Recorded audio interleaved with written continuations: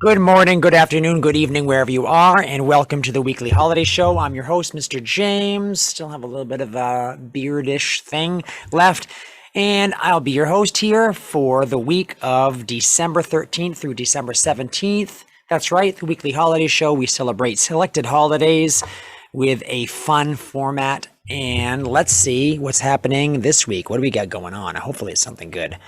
Monday, the 13th of December, we have Violin Day. And you know what? I could have had a violin all ready for you here because I have a violin here. Needs new strings, but violin, have you ever played it? Some say very difficult instrument, the bowed instruments. The bowed instruments without frets or without a place where your finger can rest and stay in the correct place to be in tune. Because the instruments, where you put your finger, if you slide it just a little bit, it can be out of tune. So you have to kind of balance it and sometimes wiggle it back and forth. It's called vibrato. So, bowing may be an instrument that is 500 years old, would have gut strings on it. I want you to think about that. All string instruments originally had strings made out of gut. Not cat gut like the people say, but out of animal intestines and gross stuff like that. Yeah, think about that. I always tell people that, and they go, what? But it's actually easier to play on those strings, and I have played on those strings before, and they're the most expensive strings.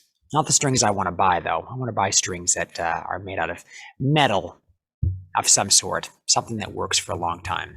But if you have never played violin, it takes a little while, but you will figure out a way to do it, and it will also train your ears because it's really important to hear what you're playing. But try it out.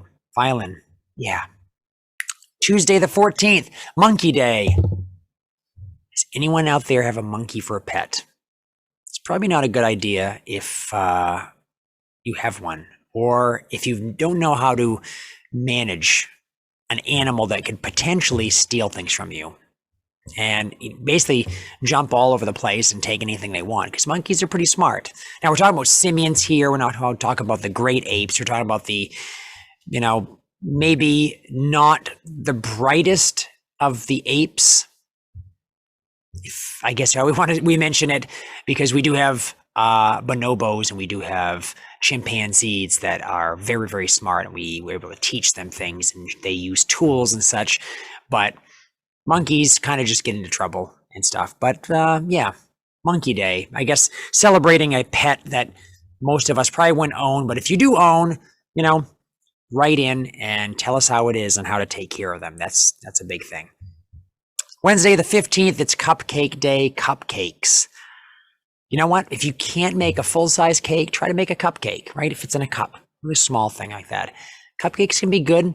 I recently made cupcakes and it didn't turn out so good because I looked at a recipe and I thought I could do something called substitution.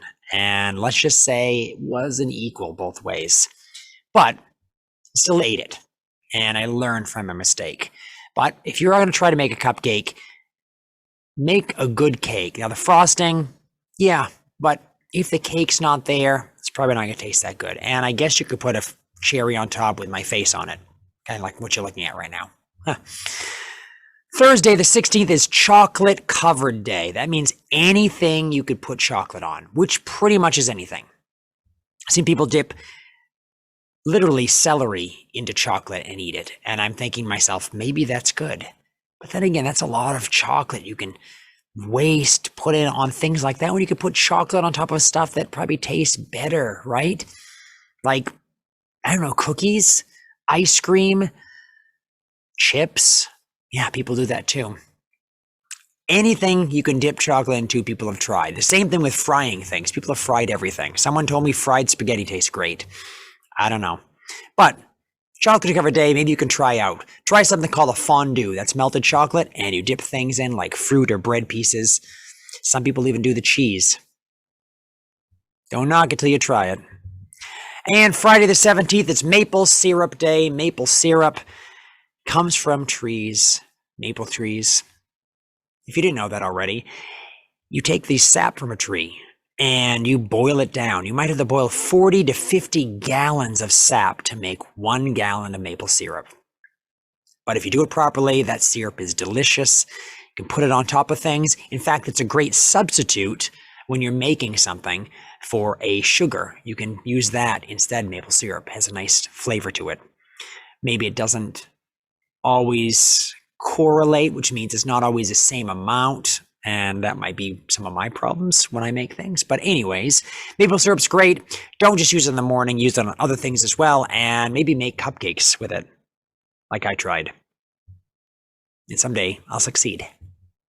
All right, thank you for watching. Subscribe for these weekly videos. I keep these going, and hopefully they're fun for you.